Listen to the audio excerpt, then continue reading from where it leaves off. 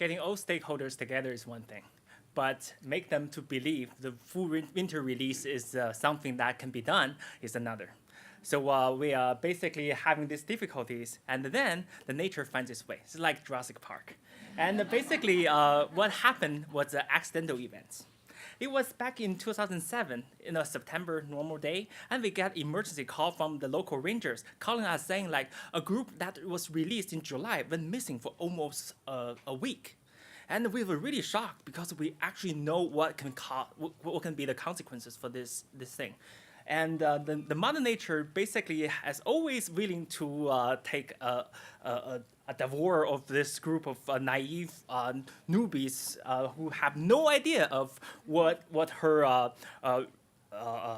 what's the word for that? Power of nature. Yeah, thank you very much. So we really realized the situation, but luckily, actually, there's one caller is operating on this group. So we rushed to our computer and download the GPS location from this caller, and this is what we saw. So at the beginning, this group was staying at the places where they were released. Now pay attention. This group moved 100 kilometers away and end up in this valley. And until now, they spent 10 summers and winter in this valley. And that's really inspiring. So fortunately, because we're trying to put the project under the scientific framework, we're lucky to deploy a satellite collar on this group. And the conservation payback for this investment was enormous, because without this collar, we would not even know that these horses are still alive. So this initial success really gave us confidence. So from that day, all the new releases was planted as the full winter release, full year-round release. And now we have 3 populations in this area, 2 in the right circles, they are free-ranging, while about 70% of the horses is in the blue circle, which still get fed in the winter. But the good thing is, the local rangers stopped rounding them up, and also some groups in this population, they actually choose to stay away from the crowd during the winter. At this moment, probably you guys gonna think, like after 10 years of successful full year-round release, why you still like not really just torn down all the fences and just stop feeding them?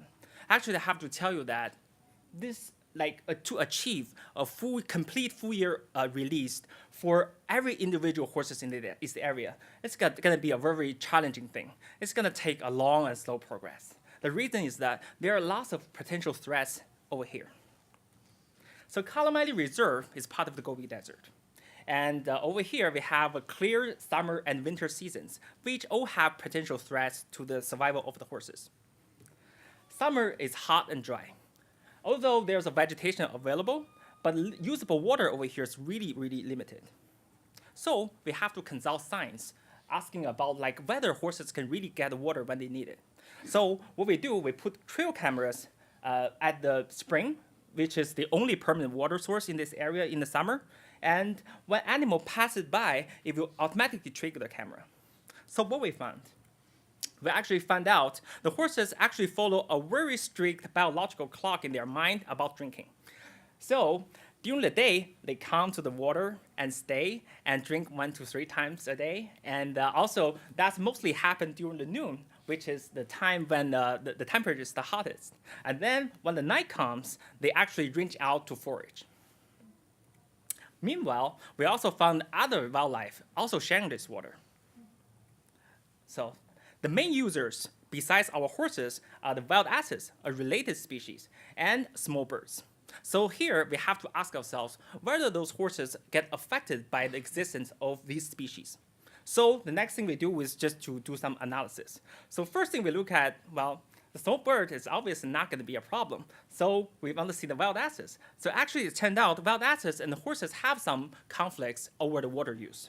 But from our study, we found out the horses are able to dominate over wild asses when they want to use water.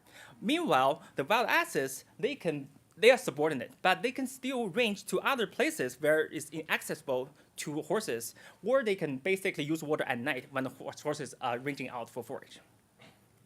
However, the situation is totally flipped when we come to talk about winter. So the winter is it's not only the snow. Snow basically bring endless, like unlimited water to the area, but also cover most of vegetation. And also the snow draws the livestock over here to compete with livestock with the wildlife over the limited vegetation. So hundreds of households bring in 200,000 sheep and hundreds of domestic horses and camels to almost every corner of this reserve. And their impact to the landscape and the impact to the vegetation is enormous. So that's a threat. But at the same time, we also see, since there's lots of settlement over here, we actually have lots of potential to have helping hands here. So we want to do another survey over here just to see how locals' reaction to the reintroduction. So we basically asked the local people, the general folks who's basically have no contact with the horses. And also we asked the people who actually live at the release site, have lots of contact with the horses. Interestingly, the general local herdsmen, they don't really think the wildlife and reintroduction can affect their lives. So after further discussion, they revealed their secret. They told us that actually the first thing after they arrive their winter pasture is to get on their horses and ride out and chase away all the remaining wildlife on their land. It's really shocked us. And another bad news is locals at the release site really have a strong opinion against the reintroduction. They say their grasses is getting worse because of the horse. And if we let the horse out in the winter, it's gonna even make their losses double. So in this case, what should we do? So we basically have a lot of idea exchange, outreaching, and also consulting with local families. Actually, we find out most of them are interested in join the monitoring and get paid to remedy their losses. So that's a very good thing. So we basically adopt a very successful scout program model from Kenya and use it to basically apply it in the local communities.